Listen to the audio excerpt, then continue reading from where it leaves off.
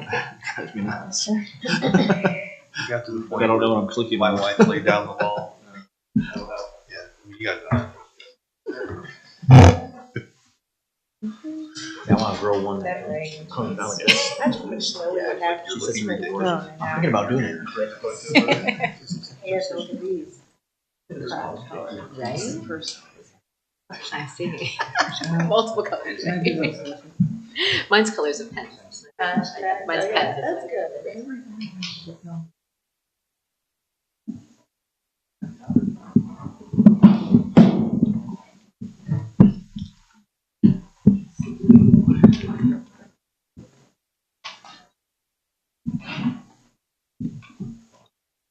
All right, we're on, Ben. Thank you. Welcome, everyone. Today is Tuesday, February 22nd, 2022. We're here for the Orange Township Regular Board of Trustees meeting. Call this meeting to order. Ms. Kraft, please call roll. Mrs. Fowles? Here. Ms. Knapp? Here. Mr. Grumbles? Here. Please stand and join me in the Pledge of Allegiance. I pledge allegiance to the flag of the United States of America, to the republic for which it stands, one nation, under God, indivisible, with liberty and justice for all.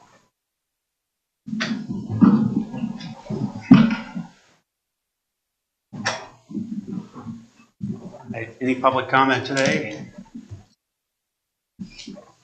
Agenda changes? I need to add something to old business, the fire truck colors. Okay. And under fiscal, I'm just going to give a quick update on my Delaware County Revolving Loan Fund meeting last week.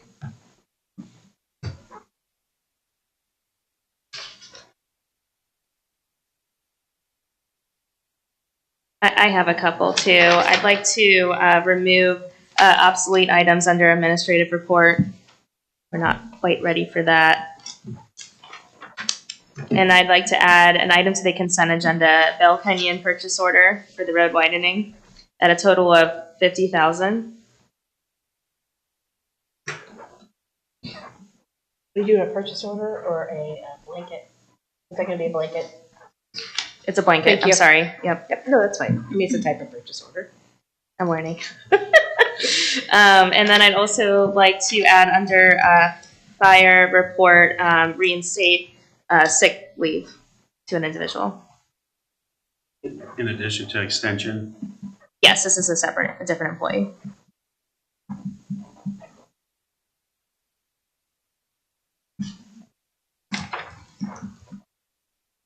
And I have for the consent agenda, I have copies of the purchase order.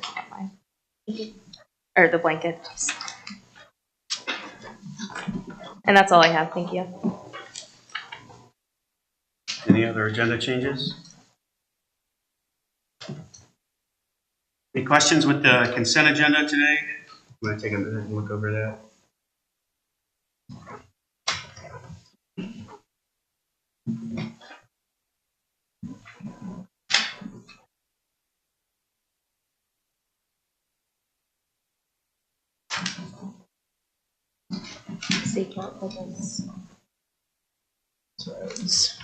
Hearing no objection to that, I'll make a motion to approve Resolution 22-077, approving the electronic record of the proceedings from the regular meeting held on February 7th, 2022, and Resolution 22-078, approving purchase orders, then and now purchase orders, and blanket purchase orders as listed. Okay. Ms. Fowles? Yes. Ms. Knapp? Yes. Mr. Grumbles? Yes.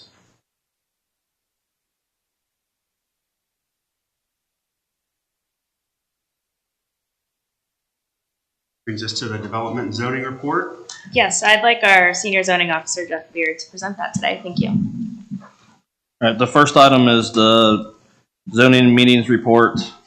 As you can see, it had Board of Zoning Appeals was held February 17th. We had one of the cases approved. The other two actually got continued. So at the time of this report, we did not have any BZA cases for March, so that is not listed on your report. But then the next meeting after that would be March 8th for Zoning Commission. It'd be a third hearing for the rezoning application zone-21-07 that was continued from February 7th to March 8th.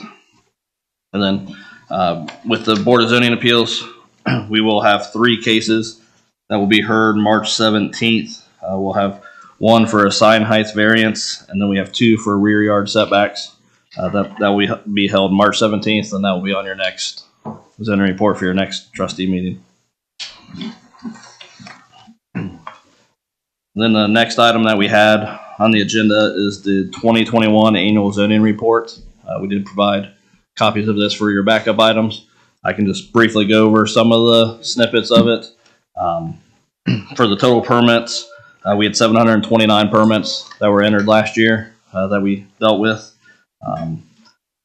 Residential applications were the most. We had 459 residential applications.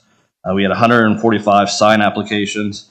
And then our next highest was commercial and industrial applications at 59. Currently, we have 96 permits that we've entered this year. Last year at this time, we had 75. So we are above what we were last year. Just a little breakdown on some of the permit types for residential. The most was we had 156 new single-family builds that we received. And then we also received 34 new multifamily builds. For the commercial permits, we had 10 new commercial builds, and then we had 30 change in uses, which would be a use came into an existing building. That was a new use or a different type of use that was permitted in that area. And then for signage, we had 83 new signs for the year. And then we had 42 face changes, which was just changing the existing face to either for a new company or the same company just revising their current sign. Wait, Jeff, I have a question about Yep. that. When someone submits for a sign change, like a design, how is that handled? If they're changing just the cabinet or the sign that's there currently, it would be a face change. If it's a brand new sign, it'd be a new sign permit or a new permanent sign.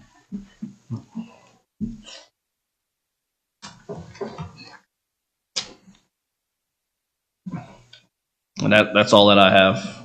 Just briefly, if there's any other questions or any more information. Back to residential. Yep.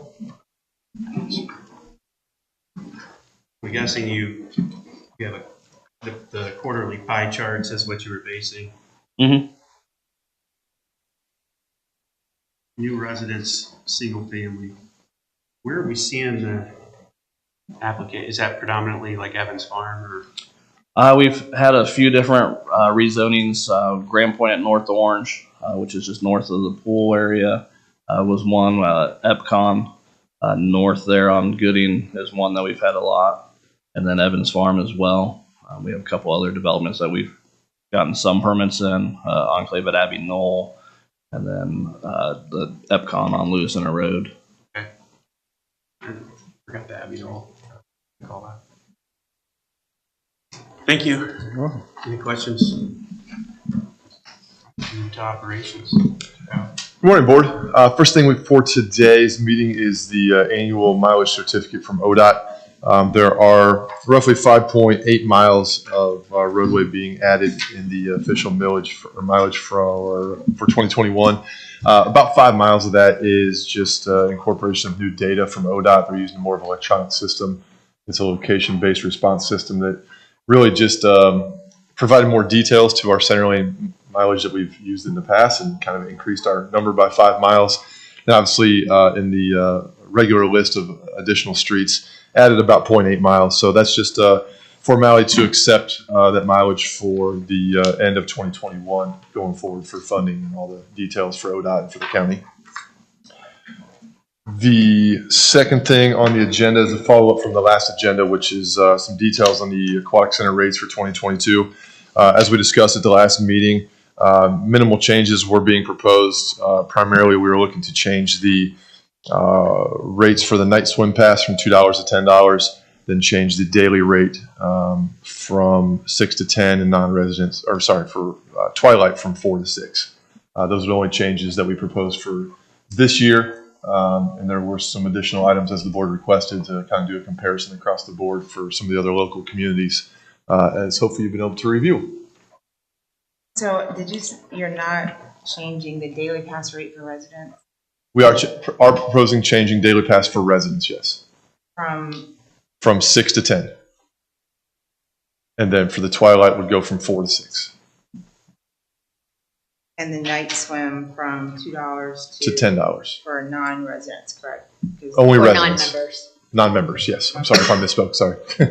And we're just calling that events, right? Yeah, it'll be more of a special event. A lot of our night swims now aren't what they have been in the past. We've added special duty officers, added DJs, sometimes live music. There'll be additional costs that the township's going to incur at those night swims. So that increase in the $2 fee to $10 will help offset some of those costs and also provide a little more comparable value to what's normal around town, whether it be the trampoline places or ice skating or any of those types of activities.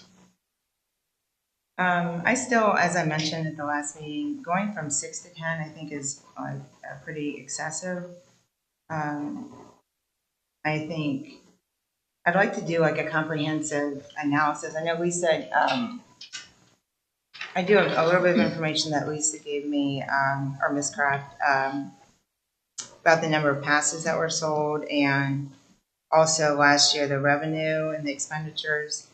It showed like a $28,000 or $26,000, almost $27,000 profit without electric. Electric and Mike Kelly's time. I forgot to put that on there.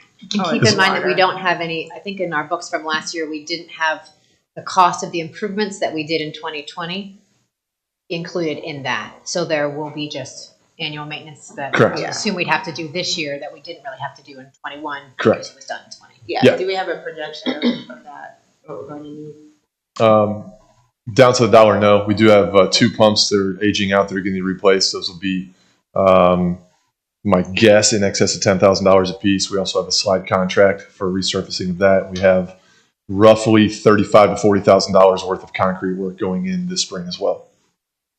So what would, or sorry, Ms. Knapp, what would you think about moving it to $8? Yeah, I was going to suggest 8 and 5 because now, are we increasing the daily rate or the season passes? Not this year. Not proposing that at all. Okay. We'd like to cater to our membership for one more year, hold that steady, and then evaluate those numbers starting in 2023 again. Okay, so the membership rates have been the same since 2019. Is that right?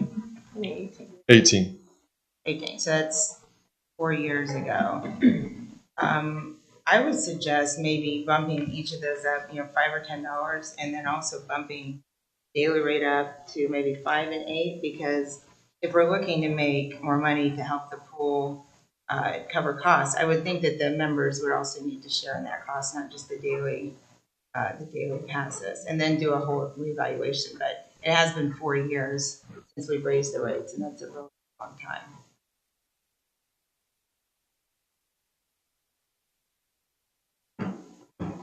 You go back down.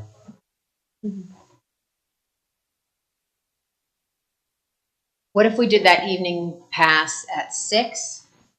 That's what Dublin and Lane Township are for their twilight pass. But what are their daily rates? 8. 6 and 8. The daily rate's 9, right? Oh, sorry, I was looking at the chart. Yeah, their daily rate is 9 or 10. Lane Township is 10, yeah. But I think that, I just think that that's a 50%. I know a lot of people go For a in the twilight. evening. Yeah, I would still recommend 5 and 8 just for this year. Maybe bumping up the lower rates, like maybe the individual rate by 5 and the rest. Maybe individual and 2-person rate, couple rate by like 5 and then the rest 10, and then do like a more comprehensive evaluation with including future maintenance costs and things like that. But I think 4 years without any increases, I think it's pretty reasonable that people would expect have some kind of increase. And I'm a little bit worried that next year, if we have to for some reason raise them dramatically, a huge shift between now and next year would be a lot more I would anticipate the proposal for next year for the season passes to be very much in line with what you're proposing this year, probably in the $5 to $10 range. I don't think it'll be anything incremental. But the goal for this year was to try to kind of almost cater to our members, also residents that have bought passes coming off the COVID year, and try to hold those rates steady for one more season while we try to remain as fiscally responsible as we can with the operations of the pool. But so why are you catering to the season pass holders and not the daily rate payers? Because typically with any industry that has memberships, you try to cater to your members, whether it be season pass holders at a stadium for a sports team, or again, hockey or any other type of sports venue. Trying to cater to your memberships, to encourage memberships is what a lot of people will do.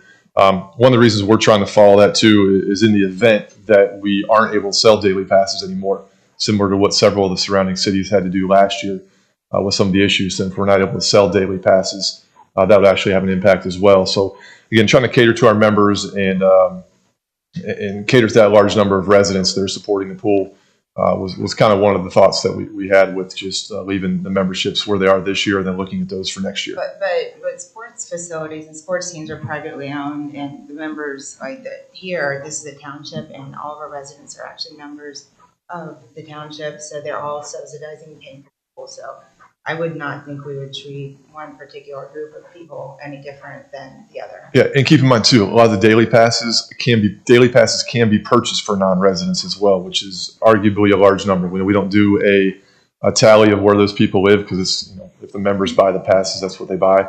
But that it is anticipated that a large number of those daily pass users are non-residents. And what's the rate for that? Is it 12 still?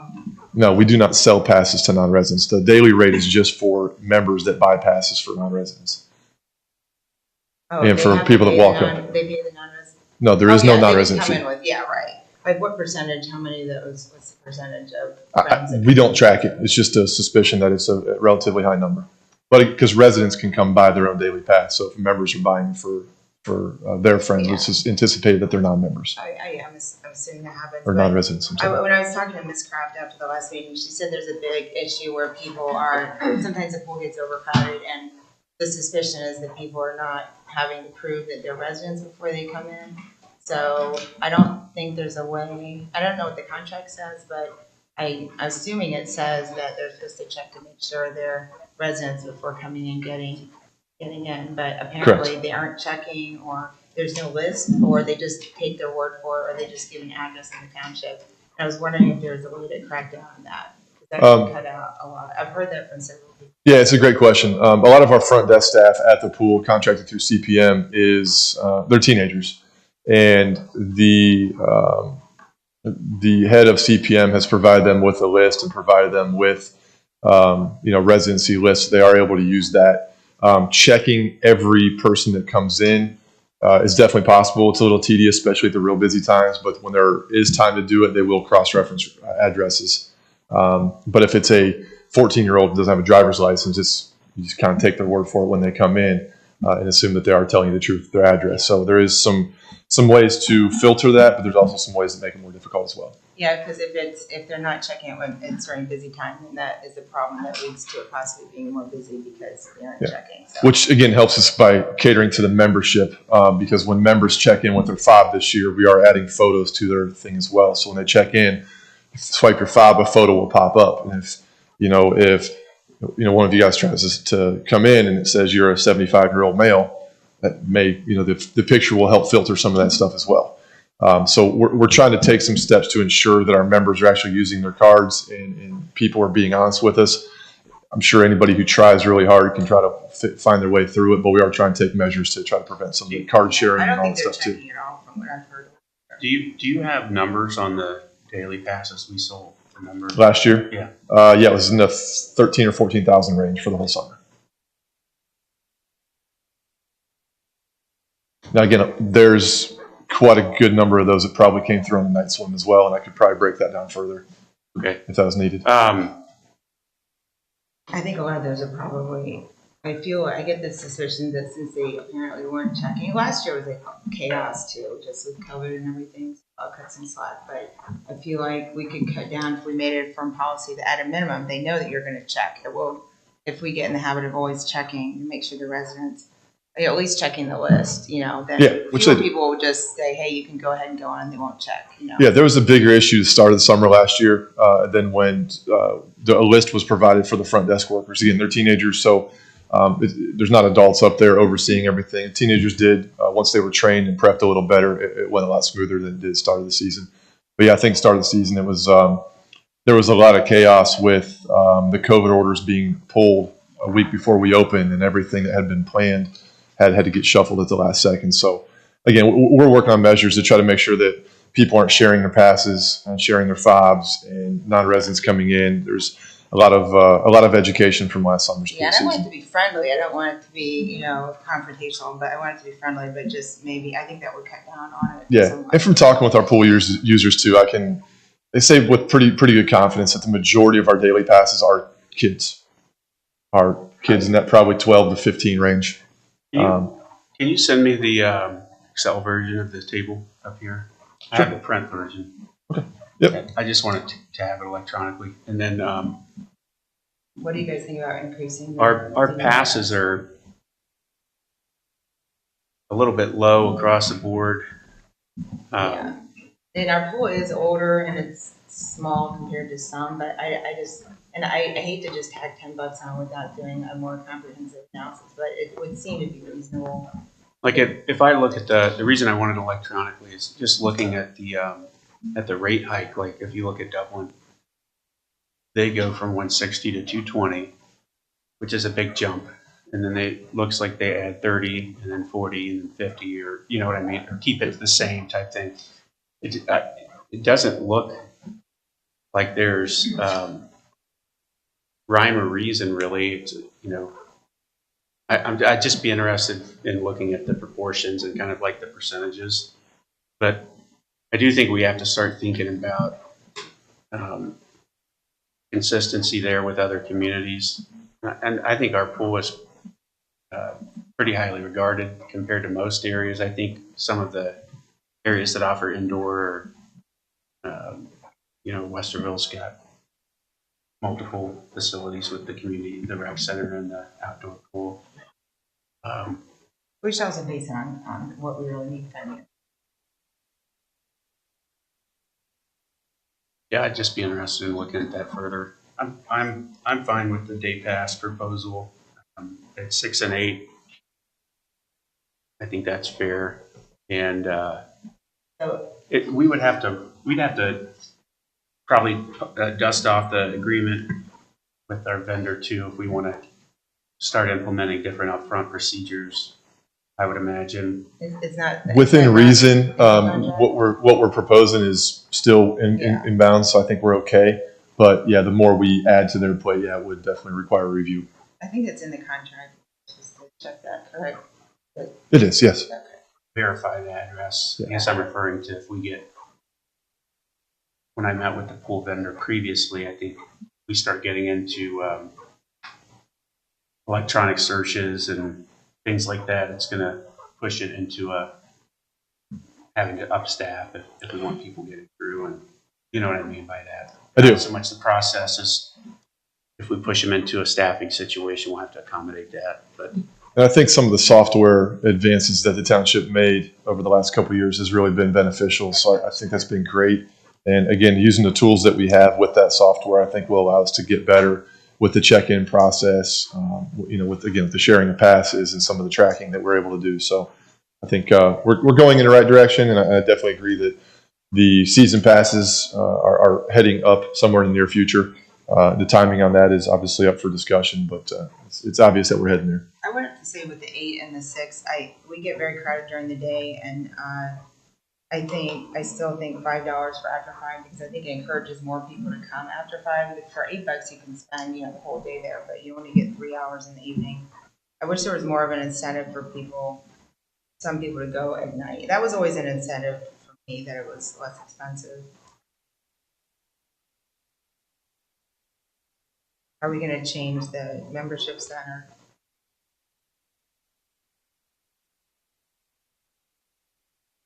I just don't think it's fair to put all the burden on the season pass. I want to look at the proportion of the membership, because there's some interesting jumps in there. I want to look at the other communities. So like when you move from 2 to 3 to 4 to 5, how they're transitioning. It's for example, if you look at Hilliard, you know, they're adding what, $35 for 3 and then 15 for 4. Yeah, ours was like that until 2019 or whenever we changed it, and then we made it more uniform. Basically, I think 15 hours each. Ours was all over the place too. I don't know what the rationale is. You wanna? Whereas ours just moves 15 across the board, Yeah. which seems more Yeah, more consistent. more Ours structured. used to look like this though before I kind of asked for that to be more consistent.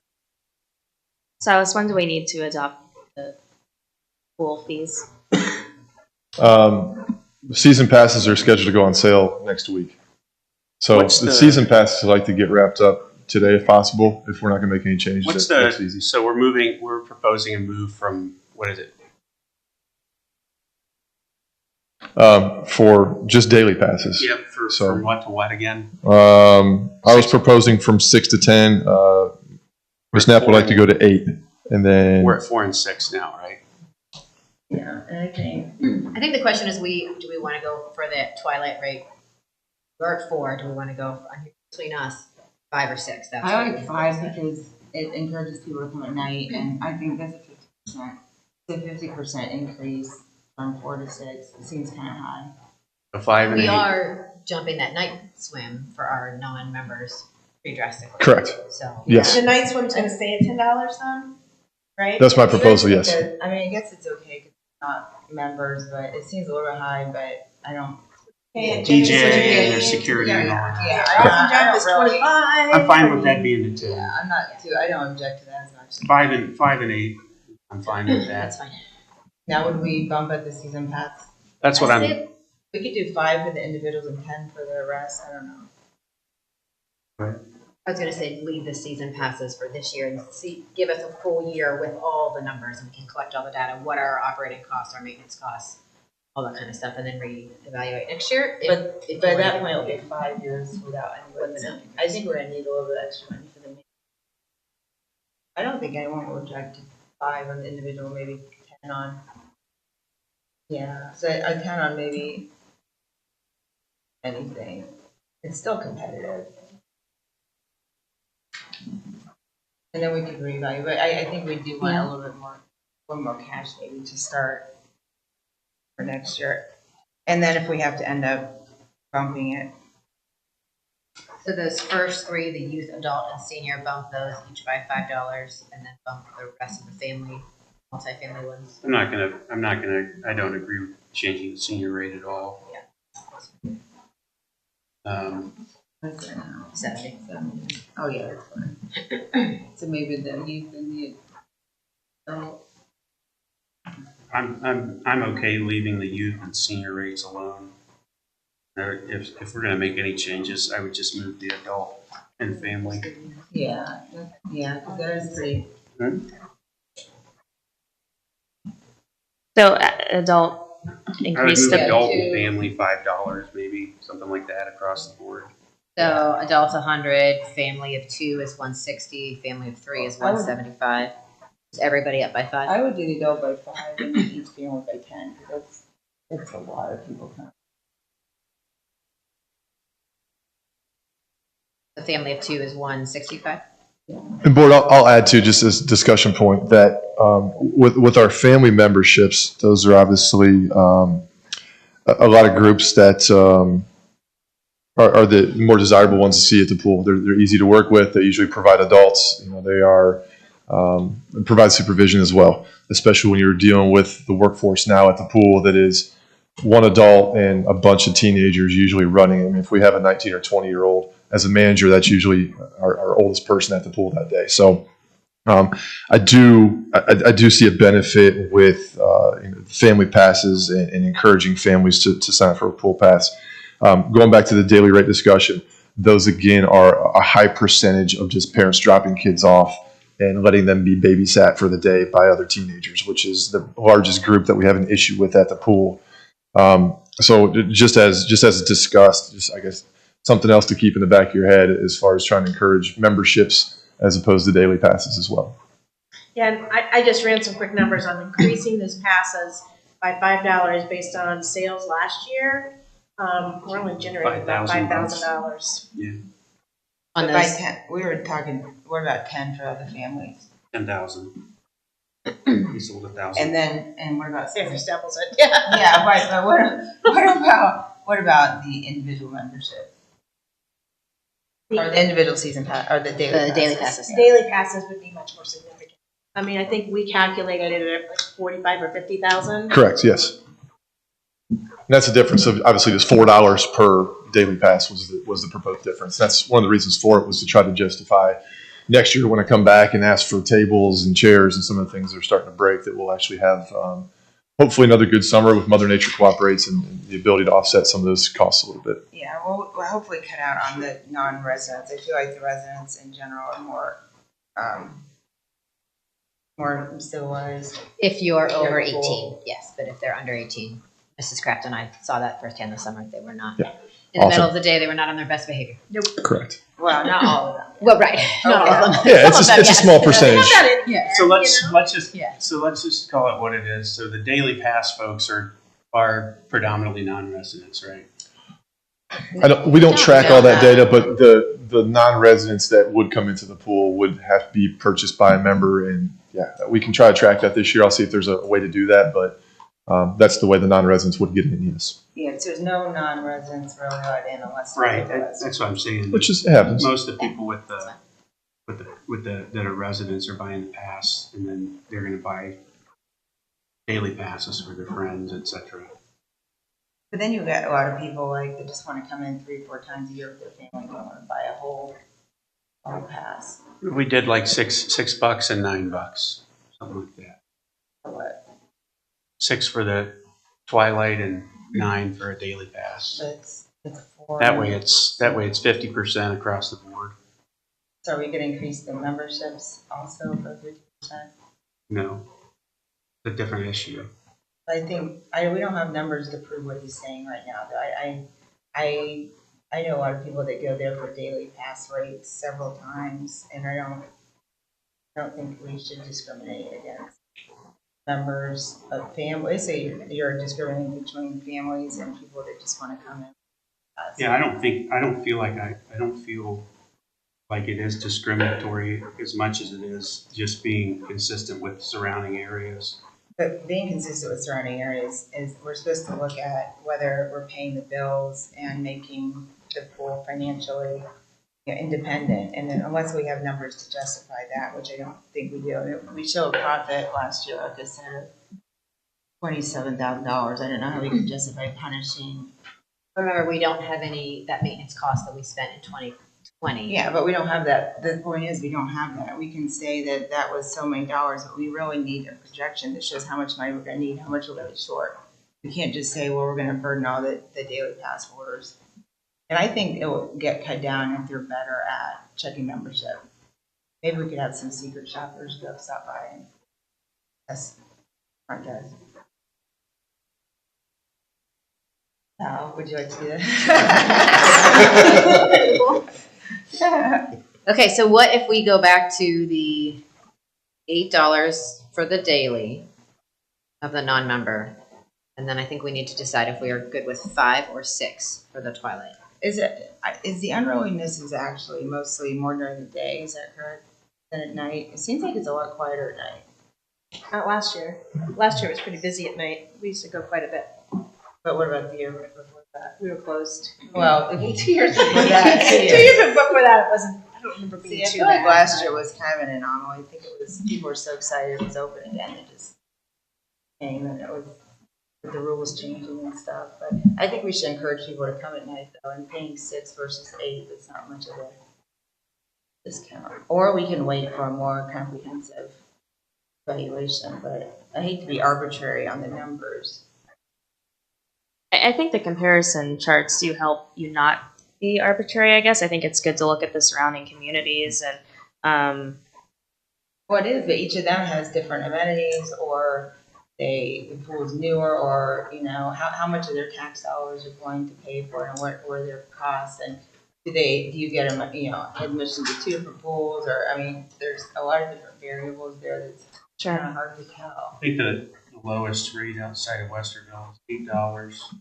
So I'm fine with I that. think Mingo pool was 7, I don't know, they updated they're charging 7. Delaware. So if we go day pass 8, Twilight 5, event 10, is the board okay with that approach? I am. Okay. And then for season passes, the board wants to either do $5 or $10 increase with adult and family. I would do 5 for the adult, and then, I don't know about the youth, but 10 for the. And then and we know that that's gotta be justified. I mean, it'll be 5 years, like I said. I do think listening to Silas and where we had issue, I think the youth only pass we should raise. Yeah. And then I think if you make the youth only pass and the adult pass the same price, because essentially it's one person coming in, right? So if we put those to 100, and then the family passes we raised by $5, I think, something like that. It doesn't have to be significant, but I would go for 10. we're still easing into being competitive with the surrounding communities. So if we wanted 10, then we would get $10,000. We do $750. 50 cents, please. I think now we're at the 5 or 10 conversation. I don't care either way. Well, it's been, like I said, 5 years, I think. It will give us some extra cash to hold on to until we can do a better valuation. Personally, my family, we have 5 people in our family, so I would prefer $5, but I can also do 10, so. Conflict of interest. I know, exactly. I have no small children. I say So you want to move the youth and adult to 100, Yeah. Yes. and then do $6.80 increase across the. Prefer a flat fee or no cents. Just increase every year by $5. $10. Okay. So we'll work on that, and then we'll provide a formal resolution adopting the fee We could do schedule. that. Probably ought to do that now. Yeah. So that he can Back. send it out next week, right? So just for the record, I'll state the youth price will be 100. I'll just Adult will be 100. Senior will stay at 70. Family of 2 is 165. Family of 3, 180. Family of 4, 195. Family of 5 is 210. Family of 6 is 225. Any objection to that? Babysitter rate stays the same. Senior rate, Babysitter rate. Babysitter. where's that at? That's keep going $30. down the list of rates. Yeah. I would maybe raise that by 5. Babysitter rate of 30. What's, Add 5. I guess I'm confused. What's So like if you have a nanny that brings your kids to the pool, you can add them to your for $30? pass for $30. Yeah, I think we should raise that too. So Right, to 35? If we're doing 10, let's do 10. 40. $40. Then you guys decided on daily and. Daily pass, yep. Did I hear 8? $8, $6 Twilight Pass, $5. or $5 Twilight Pass. And $10 special event Correct. pass. For Yes. for non-members. For non-members. And what is Members it? get in those Twilight events for special events for free with their membership. Oh, wait, what about, residents that come to those are not members? then That's That's the $10. $10. Oh, really? Okay. And we get DJ, security. I mean, there's a It's a lot fair more. amount of cost. So, but what's the difference in between resident and non-resident? for that? It's just nothing. No It's just member non-residents for or that. non-member. Either, Oh, they're only it's residents? only residents, yeah. So no non-residents? Unless a resident buys them a pass. Okay, good, Yeah. all right. All right. All right. Make a motion to approve resolution 22-079, setting the rates for the Orange Township Aquatic Center for the 2022 year as discussed and agreed upon in the meeting. Second? Mrs. Faust? Yes. Ms. Knapp? Yes. Mr. Grumbles? Yes. Thank you, Board. The last thing on the operations agenda for today is a resolution for the Bale Kenyon Road widening project. There are, I think, roughly 10 right-of-way acquisitions on the consent agenda that will be allow us to start beginning this project. One of the first phases of the project is going to include tree removal, which will need to commence almost immediately after the new right-of-way is staked. The resolution for this, which Michelle may have some more details on, will just allow the township to continue moving forward with the project for some of these timely decisions that need made with a restrictive financial impact before we actually have the final bid documents. As you probably are aware, there's a restriction on removing trees during bat habitat season. So there will be issues with that here in the coming weeks. And instead of waiting 2 to 3 weeks to bring it before the board, the resolution would authorize me to make those decisions of keeping the project moving forward instead of coming back. So the board would still get the notice and the approval, but it would be after the fact so that we don't miss any of these deadlines with this project. No concerns. Sounds good. As far as the mileage report, you take a quick consent on that, or you support okay with accepting? Yes. Yes. Yes. Thank you. Any questions on the resolution for the widening project? No. Make a motion to approve resolution 22-080, delegating certain authority to the Director of Operations and Execution approval regarding the Bale Kenyon Road widening project and working with Delaware County, Ohio Preservation Parks and Contractors. Second. Mrs. Faust? Yes. Ms. Knapp? Yes. Mr. Grumbles? Yes. Wait, I'm sorry, I hate to go back to the full pass, okay, but I have a quick question. So on here, when it says, daily pass, 8 or 12, but it says non-resident, but we're not allowing non-residents in? Without a resident. Not a member. Not A a member member. is allowed to purchase a daily pass for a non-resident. Otherwise, non-residents are not permitted to come into the pool. Okay, do they pay the non-resident rate then? There is no non-resident rate. There's a member, just a daily pass rate Okay. that So only it- applies to resident non-members. Okay, so then on here though, on this sheet, okay, so this is just gonna They're be gonna have to redo obsolete. it. You're gonna redo the whole thing, okay? Yeah. They made the change last year, Lisa, just, Ms. Knapp, to not allow non-residents to just walk up and buy a pool Okay, pass. So that was the change last Was year. it done through a resolution? Mhm. Okay, perfect, okay. Go ahead. I believe that's all you have today, correct? Yes, thank you, board. All right. Chief? Hi, good morning, board. First thing I have on the agenda is the transfer of vacation accrual for firefighter Matt Kokas. He's one of the individuals that came a couple years ago, but for his vacation was never transferred properly. He came from First Consolidated, which as we just did with Mr. Firefighter Rocky Booth, it's a consolidated department that oversees 2 or 3 or 4 townships. So they're under township rules. So he's just trying to get, he actually had 16 years with them, so it's quite a big part there. So just seeking approval for that. So has he been with us since 2018? He's been with us since 18, yes.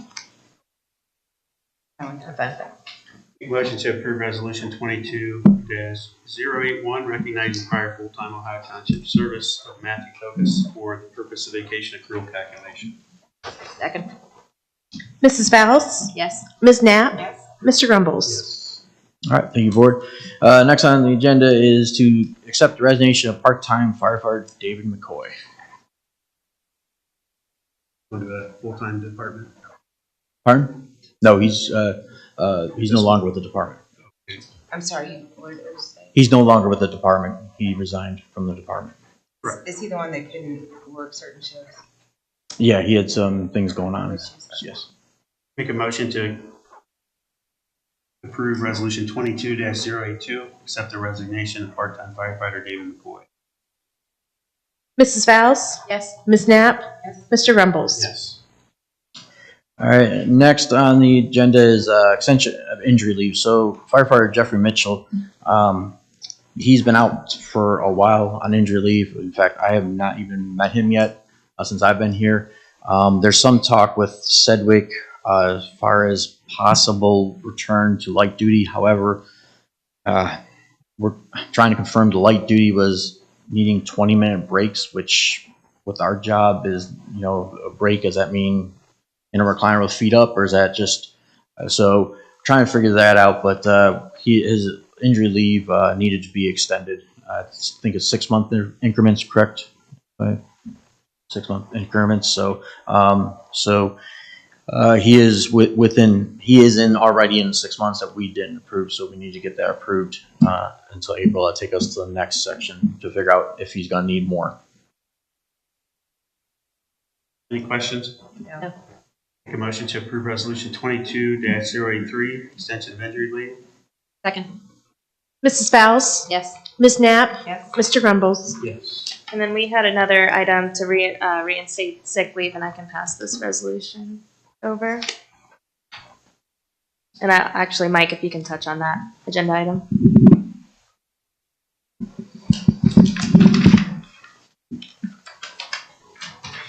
Morning, Board. This is for firefighter Ryan Spires, who during the period of claim adjudication, while the claim is being adjudicated, basically firefighters use their own time. And this, once the claim is approved, we reinstate those sick hours that were used during that time. I have no question. We know how many? 552 hours. Make a motion to approve resolution 22-084, authorize reimbursement of sick leave hours. Second? Mrs. Fowles? Yes. Ms. Knapp? Yes. Mr. Rumbles? Yes. All right, thank you, Board. Brings us to the fiscal office report. All right. First thing is just our January financials. Just the highlights. Our ending cash position was $22,988,165.20, which includes approximately $8.7 million with Fifth Third and $10 million with Star Ohio. Our fund balances ending January 31st, the general fund was at $7.1 million, roads at $2.7 million, fire at $5.4, parks at $5.1 million. Our expenses through January 31st, $2.1 million, with tax revenue of $184,000. After talking to the treasurer's office last week, we're expecting we should get our first half settlements probably in March, late March. Okay. But right now we're okay cash-wise until that happens. I'd also like to suggest at a future meeting we start talking about reserves, and we've got a lot of big expenses coming up, and how much cash do we want to have in reserve before, do we want to carry 6 months of operating expenses? Just kind of a consensus on how we want to manage our financials as a township. Okay, nothing to solve today. Just start to percolate on that. Then I did, after you guys appointed me at the last meeting to the Delaware County Revolving Loan Fund Committee, we had a meeting and a couple of highlights. They're trying to push publicizing this right now, especially since interest rates are going to be moving up according to everything the Fed is saying. Just a few updates I noted since the fund's inception back in, I think it was June 2020 or August 2020, something like that. There have been 12 loans closed. 2 are paid in full, so 10 still outstanding. $290,750 in loans, with $197,534 still outstanding as of January 31st.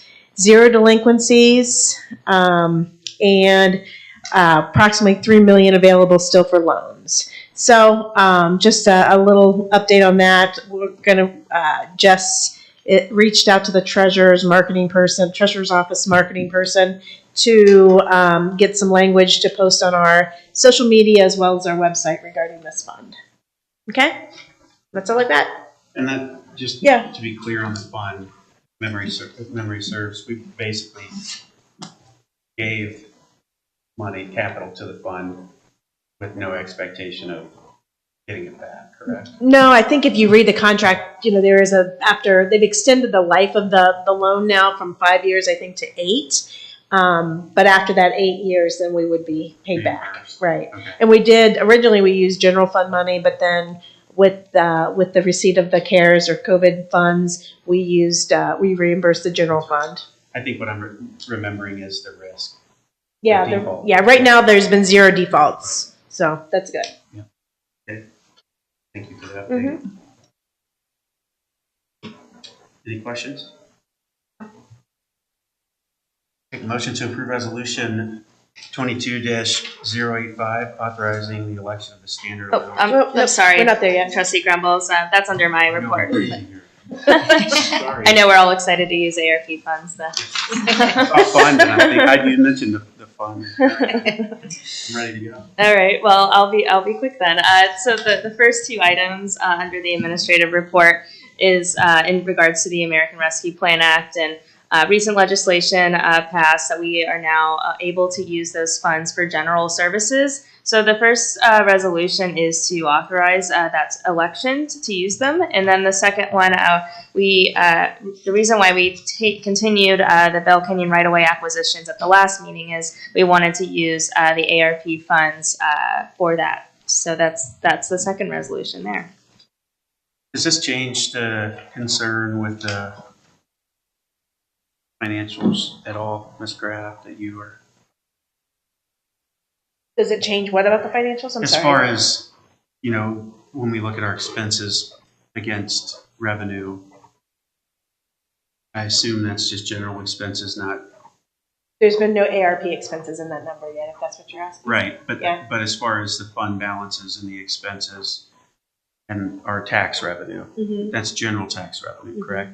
So the expenses are also general expenses, not isolated to a specific fund. Well, no, those expenses include fire. I mean, it includes all our Okay, funds. I wanted to clarify Yep. that. No, they. Yes, and it does include our special revenue money, or special levy money, Okay. and motor vehicle tax money. Okay. With what we're doing with the ARP, obviously that will change the dynamic a bit, right? Mm-hmm. So buy us a little time on making any huge shift in decision, but Mhm. any questions with this one? No. I'm ready to go, right? Mhm. Okay. Make a motion to approve resolution 22-085, authorizing the election of the standard allowance pursuant to the American Rescue Plan Act. Second. Mrs. Faust, Yes. Ms. Knapp, Yes. Mr. Grumbles. Yes. That was 85. Thank you. And then 86 is simply where we're delineating out those funds to the specific right of way. Yes, and moving forward, any expense we want to use towards ARP funds, you'll see a resolution like this. Okay, great. Thank you. Make a motion to approve resolution 22-086, authorizing expenditure from the American Rescue Plan funds under the Township Standard Allowance. Mrs. Faust, Yes. Ms. Knapp, Yes. Mr. Grumbles. Yes.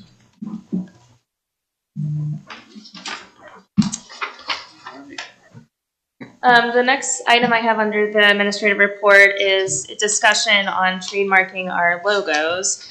So it was brought to our attention that there are some outside parties that have a tendency to use our logos. However, after speaking with counsel and our consultant, our branding consultant, we have learned that we've never trademarked our logos. So before I really go any further on that, as that would be a cost to move forward, I wanted to see if the board was interested, and then authorizing me to look into that further.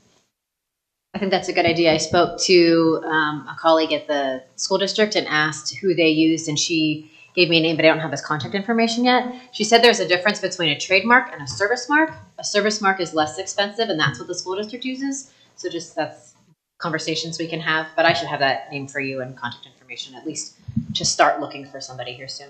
Okay. And I know previously we had sent requests through something we had done to people that were using it, and asked them to cease, to stop utilization of the logos prior to making the change. So I don't know what the basis was for that, but I know there was one. I couldn't find, excuse me, the correspondence, but I know they were sent out. Okay. Michelle, do you know what the cost is to that? We have to start that process, I think, right? I was hesitant to really look into it further until. Yeah, I think we can look into it. I'm okay with it. So what is the purpose? This is so nobody else can use the township logo? Correct. Without your consent. And then how could we like pursue that if they were using it? Are you the attorney that worked on that, Pete? I'm not the attorney who worked on it, but Okay. it's not uncommon for larger townships to either do a trade or a service mark on their logo and enforce it. Send a letter and say. Oh yeah, and there's a fine associated with it if you choose. So Give them a warning if they don't. typically, most townships will give a warning before they pursue a civil fine. What if they try to use it but they modify it in some way? Like they make, they change the colors or. Like a purple Yeah. leaf or something. Yeah, I mean, and that's the stuff that court cases are made of, right? I mean, but we would basically make the argument that what they're really doing is, it's the same thing you see with McDonald's or somebody else. That there's enough correlation there that they're really infringing upon our trademark. I think There's no difference between a public entity and a private entity for purposes. I mean, no, not if we get a trademark, no. Okay. I think that I'd be interested in the cost and the benefit, I guess, of both the service and trade. So once you pursue that, Michelle, if we could have that kind of like with the service, it's this much and this is what we're allowed, and if it's a trade, it's this much.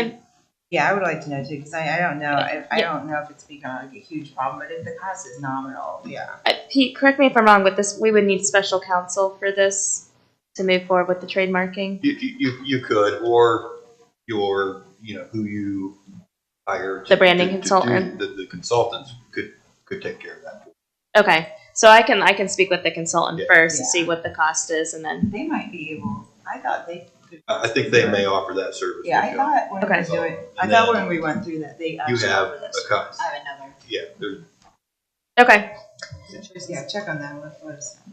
So then I heard consensus to authorize administrator to move forward on trademarking logos Yeah, or at least. or service mark. Is that what you called it? Yeah, service mark. Well, I would do authorized to like Research. look into research, not actually proceeding with it. Got it. Consensus, Mrs. Faust, Ms. Matt, you're good with that? What consensus do you have? Consensus to authorize the administrator to move forward researching trademarking logos or service marks. Yeah, and report back to the board. Mhm. Yes. Okay, Mr. Grumbles? Yes. All right. The next item on the under administrative report, since we do have two new trustees this year, I wanted to share. Last year, we provided a standard operating procedure for how agenda items are submitted, primarily to Val and I. And because the meetings have been moved to the mornings, we wanted to update the schedule of this, asking the staff to submit agenda items by Tuesday. It is one day earlier than the original, and I know it's difficult for staff to do that, but it really to do this all last minute becomes very complicated. And if somebody takes a Friday off, then we're under a lot more pressure. So I just wanted to share with the board how we've structured this, because there is a lot of time and effort that gets to where these agendas are by the time you see them. So as long as the board is okay with how our approach is, then I will inform staff of the new deadlines. So what the current deadline Is Wednesday at noon. and then you're proposing Tuesday by noon, or I think Tuesday end of business. I'm sorry. What? Tuesday end of business. Okay, that's good. Yes, Tuesday end of business. So I guess it's just a half day difference, but because then that Wednesday, we would put together the the draft agenda, draft template, and backup items, and then ask the chair to approve the agenda that evening, finalize everything Thursday, and then you would, in a perfect world, you'd have all of Friday to review everything. That's helpful for me. Yeah. And we can still add things to. Yes, and anything, the only thing that I encourage the staff, and that happened today with the agenda changes, is that if it doesn't get to us by end of Tuesday, then we would just have them present it at the board meeting for an agenda change. Yeah. As long as it's Mhm. simple. Yeah. Thank you. And then the last item under administrative report, I'd like Val to touch on, since she was working on this, is our do not knock stickers we created. I'll pull it up. Yeah, so we would try to come up with something for the residents to have that instead of solicitors looking at a list of addresses, that this would be easier to like display in your window or something along that lines where it would be easier for them to see. And if not, you could just point at it and say, look, I'm on the do not knock list with the township. Yeah, I think it's a great idea. My family is on the list, and yet people still have knocked. So Correct. this is nice to just be able to point to. The only thought that I had was I've seen some that people have just kind of made their own, and then they'll say like except for OLSD students. Like I would like people to have the option to just say nobody, or to say no, I don't want the bug man coming, but I'm okay with the baseball team coming and selling me a sub, that kind of thing. So. Okay. Yeah, but most people is this the actual size it would be? It'll be smaller than this. This is just, Smaller. yeah. And I would think the people that put this and nothing else are probably the people that want anyone knocking. They could just add to, right? I have one that says no knocking except OMTNG students. So I made my own. And no soliciting doesn't work for some reason. People either don't understand it or just ignore it, but I like the idea of having one with our township logo on it because it's verifying that they've signed up. It's consistent, right? And when people pick up their vendor packets and their solicitation agreement, it's something where we can say, if you see this, this is a sign, right? Don't knock. It's real simple when you're talking to your staff. They see this, leave people alone, right? So I like it. Appreciate you going through it. Yeah, this is great, Val. You do such a good job at signing these. Is it possible for the do not knock? Is it possible to maybe add like the do not knock vendor list or vendors or anything? Is this if you're just a person that comes up and sees this, will other people necessarily know what that means? Or no vendors, right? Like do not knock list or do not. And I think the vendors, when they come, they have to get a permit, right, to be able to knock on. Yes, They and then we provide them with a list. Right. They If they're don't use coming. it. They don't use it, but I'm just saying, Right. people that aren't vendors might look at this and it might be confusing as to do not knock. What does that mean? Like someone comes up to your door. And Yeah, no vendors or something. Like If you do just say not knock, no vendor knocking or no vendor. What's the list do not called? knock list. Do Yeah. not knock That we list. signed, the do not knock list. Yes. Wait, the do not knock vendor list? Could we add something to specify that for random people, like what if it's a delivery person? And they come up and they're supposed to knock for And whatever your kid reason. gets to sleep. Well, no, that's why I have something over my doorbell when the kids are little. But if you put it that way, do not knock. Someone who's a delivery driver that has to knock, or UPS might not understand what that means. Like, do not soliciting list or vendor list, or is there? Can you think of any, Michelle, something that would be more specific? No salesman, Oh, no soliciting. well, but they are on the do not knock. Or this house is on the. Remember the do not, something simple, but that would not confuse other people. Like you want some people to knock on your door. I mean, we can maybe put above the do not knock, like in parentheses, for solicitors or something. Do not knock or. No vendor solicitation, or No. no vendor soliciting. The statute calls them transient vendors. Yeah. So if you want to Right, at trans- least maybe list vendors, I think So I was that's, thinking the word vendor. yeah. No transient vendors or something like that. Yeah. No vendors. Yeah, or transit vendors do not knock, or this household. I don't know. Can you think of something about? Do we No have to- vendor. I can look at the knocking. resolution to see what it says and maybe come up with something. Because obviously there's certain types of individuals and entities that you can't prohibit. can't be placed on. You just say no Yes, vendors. and that could be seen as, yeah. Correct. No Like vendors? political No vendors. or- Real simple, no Yes. vendors. Yeah, No vendor, no vendors. religious. Religious, Vendors yeah. allowed. This couldn't be too exclusive. Yeah. Yeah, definitely right. Do you want to maybe up and have it go through Michelle and do we have to approve this? Are we ordering these now? Or- No, no. I mean, one, we wanted to present this as this is something new. We've never done Yeah, I a like sticker it. before, so. Can we just say no vendors, Pete? But you want to specify that they're on that list? Yeah, I mean, you can do whatever you want, obviously, but I think at least including vendors on there somehow. If vendors do not know. And maybe giving them the ability to come up with a few different options for you guys to look at. Why don't we do that? Wait, we can brainstorm. But Okay. as long as it, yeah, because like Pete's right, like, you can't tell political and religious people, it doesn't really apply to them, so. But we are on board to Yeah, make these definitely. stickers, print them for the residents. We weren't gonna charge them, so That's great. it's a pretty minimal cost. I mean, I think it's like, I like it.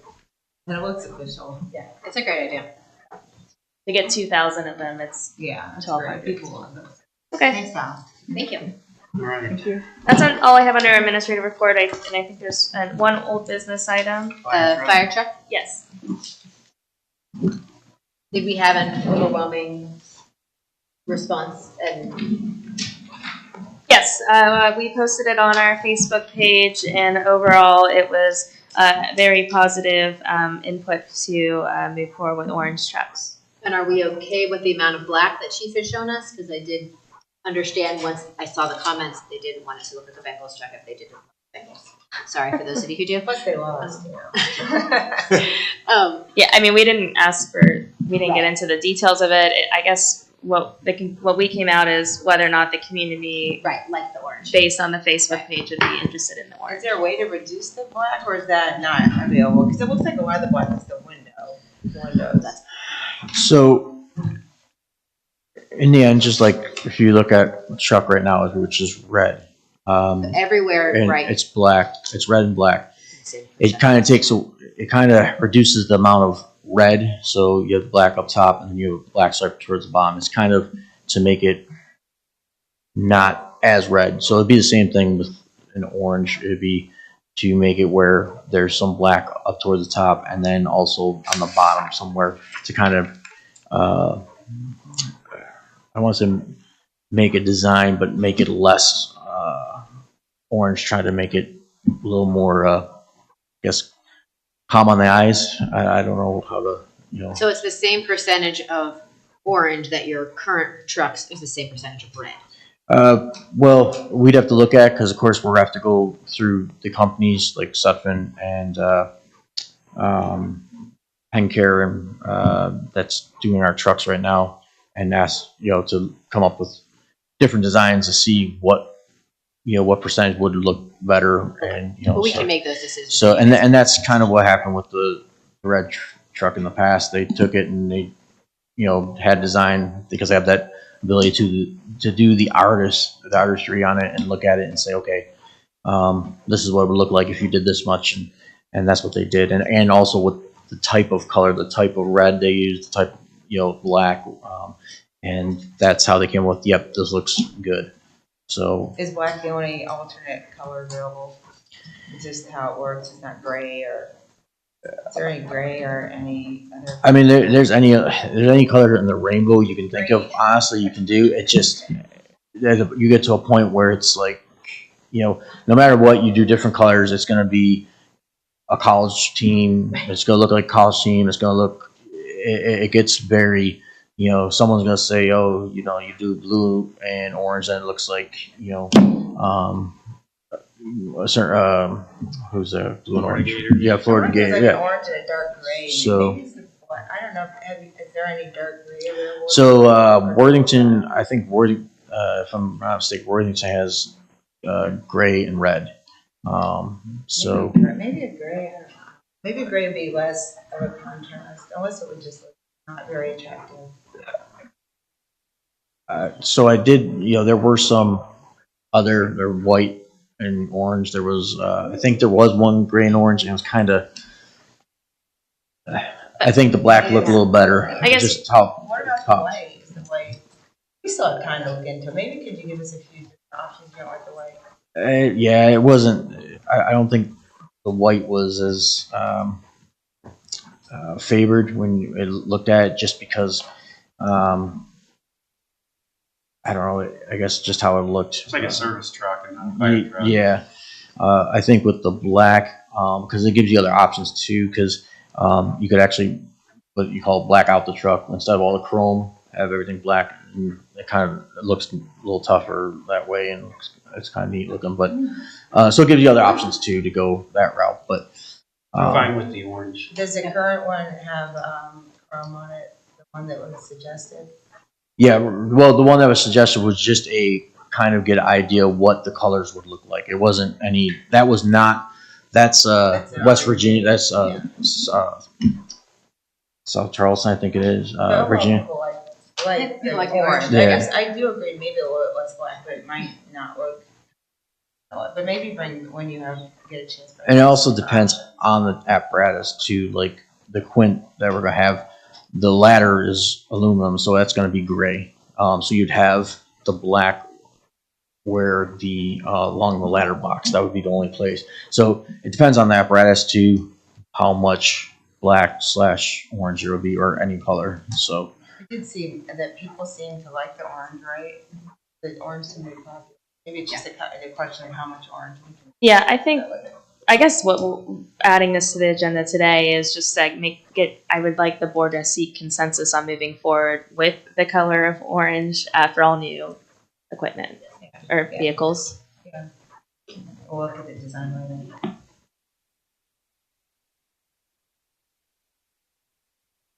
Do I have consensus? Yeah. Thank you.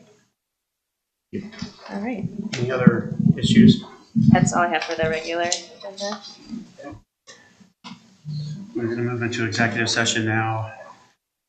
Make a motion to approve resolution 22-087, enter into executive session to consider the employment or compensation of a public employee or official, and to conference its attorneys to discuss pending legal actions as permitted by RC 121.22 G3, invited to attend executive session. Our Township HR, Ms. Bonnie, Chief McNeil, Ms. Kraft, the Board of Trustees, and Township Council. Mrs. Faust? Yes. Ms. Knapp? Mr. Grumbles? Yes. Then I'd like to ask the board to excuse the remaining from this meeting. Yeah. Thank you.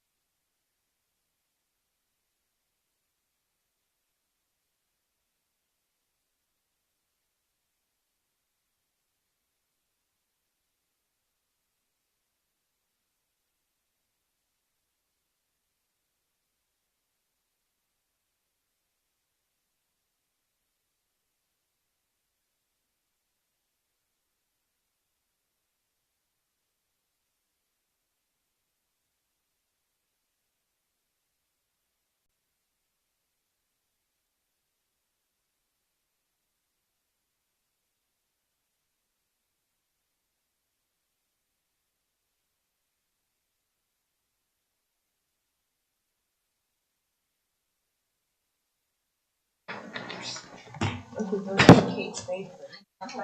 is the favorite. This is the only life designer I've ever Are we and will good ever to go? buy. Yes. I know her stuff's super cute. Okay, we're back on. Right. Make a motion to approve resolution 22-088, return to regular session. Mrs. Faust? Yes. Ms. Knapp? Yes. Mr. Grumbles? Yes. In executive session, we discussed personnel matters and met with our legal counsel to discuss pending legal matters. Following that discussion, I have a resolution that I need to propose. Make a motion to approve resolution 22-089 to determine that the proposed consent decree in case number 21 CVF 10-0501 Morris Road Development LLC et al. Versus Orange Township is fair and reasonable, and hereby approve the same, and further authorize and empower legal counsel to execute the same and take any other action deemed necessary and desirable in connection therewith. Second? Mrs. Faust? Yes. Ms. Knapp? Mr. Grumbles? Yes. Anything else? Well, I wanted to explain that. So Sheets had filed a lawsuit against us to build their business there on 23 in Orange, and the board has made the decision to enter into a settlement with them, which we worked very hard to get additional landscaping and buffering for the residents. They were very easy to work with, and they've agreed to make those improvements. And I know a lot of the residents are concerned about traffic, but we do plan to keep an eye on it and work with any future issues that may come from that. We also do want to discuss that we're going to also be, Trustee Grumble suggested putting a JED over that area, and they've agreed to that. So we'll actually be making, the township will have additional revenue that will come here that we can use to make road improvements in the future for the residents, and they were agreeable to that. So I know there's some opposition to it, but there's really no chance that we would win this lawsuit, and could end up taking hundreds of thousands of dollars in years. So we made the decision that we thought was best to move forward with the town. Thank you. Thank you for explaining that. I know in the prior meetings I had discussed that we were working on a few things from an economic development standpoint, and JED specific, this is one. I wanted to thank our legal counsel, Mr. Griggs, for your partnership in that, and also wanted to thank Sheets and their legal counsel for being very reasonable to work with. This type of situation obviously is never ideal. As most of the community knows, it was the catalyst for us kind of going back to the drawing board with our overlay, and in the very near future, we'll begin formally moving forward with the overlay process and making the improvements as we reopen that were based on learnings from this situation and a few others. So, having them come in and be willing to start a JED process along the commercial corridor, and then increasing that JED presence as we continue to grow is a huge benefit to the township, and will allow us, as Ms. Knapp was saying, should we need to make additional road improvements or fund road improvements, not just along the corridor, but throughout the township, it gives us some revenue stream to do that. And we have additional efforts underway in other parts of the corridor that we'll be sharing in the near future that are also going to bolster our finances and give us better tools to move forward with. So appreciate the board and Mr. Griggs and our partners. Like I say, we know this wasn't an ideal situation, but we do believe we obtained the best possible outcome for all parties. The landscape changes and improvements, they moved around the car wash and made several changes that were noted by residents and their concerns. So this is one that I think the best possible outcome given the circumstance took place, and happy to move forward on that note. Nothing else Ms. Faust, you have any comments? No. Okay. Make a motion to approve Resolution 22-090, meeting adjournment. Mrs. Faust? Yes. Ms. Knapp? Yep.